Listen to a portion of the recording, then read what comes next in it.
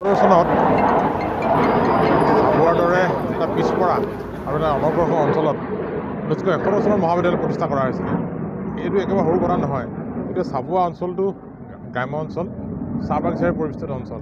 সেই সময়ত মহাবিদ্যালয়ত পঢ়িব পৰা কিমান ছাত্ৰ আছিলে, ডাঙৰ প্ৰত্যাহ্বান আছিলে। কিন্তু সেই সময়ত যিসকল স্বনামধন্য লোকে এই মহাবিদ্যালয় প্ৰতিষ্ঠা কৰিলে, তেওঁলোকৰ দূৰদৰ্শী চিন্তাৰ কাৰণে আজিৰ প্ৰজন্মই এখন আৰ্টছ, ছায়েন্স, কমাৰ্চ দুটা ষ্ট্ৰীমৰ এখন মহাবিদ্যালয় ইয়াত লাভ কৰিছে। আৰু এটা বিদ্যায়তনিক পৰিৱেশ মহাবিদ্যালয়খনে যোৱা সময়ছোৱাত চাবুৱা অঞ্চলত গঢ় লৈছে। এই মহাবিদ্যালয়খনৰ পৰা পঢ়া শুনা কৰি বহু মানৱ সম্পদ ইয়াত সৃষ্টি হৈছে আৰু বিভিন্ন ঠাইত ৰাজ্যৰ ভিতৰৰ বাহিৰে তেওঁলোক আজি প্ৰতিষ্ঠিত হৈছে। সোণালী জয়ন্তীৰ এই পবিত্ৰ ক্ষণত আজি সামৰণি অনুষ্ঠান, আজি পতাকা উত্তোলনৰ কাৰ্যসূচী আৰম্ভ কৰা হৈছে। আজিৰ দিনটোত এটা উল্লেখনীয় কাৰ্যসূচী হৈছে আমাৰ যাদৱ পায়েং প্ৰকৃতিবিদ, তেখেতে আহি বৃক্ষৰোপণেৰে কাৰ্যসূচী মুকলি কৰিছে।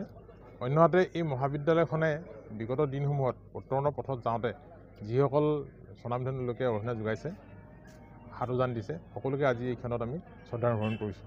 মহাবিদ্যালয়খনে আটাইতকৈ ডাঙৰ কথাটোৱে হ'ল যে মহাবিদ্যালয়খনে গোটেই সমগ্ৰ চাবুৱা অঞ্চলত এটা সুস্থ বিদ্যায়তনিক পৰিৱেশ যোৱা 50টা বছৰে আগবঢ়াই নিছে, যিটোৱে চাবুৱাৰ কাৰণে আটাইতকৈ ইতিবাচক দিশ। মই আজিৰ এই সোণালী জয়ন্তীৰ সামৰণি অনুষ্ঠানৰ এই শুভক্ষণত মই সকলোকে শুভেচ্ছা জনাইছোঁ।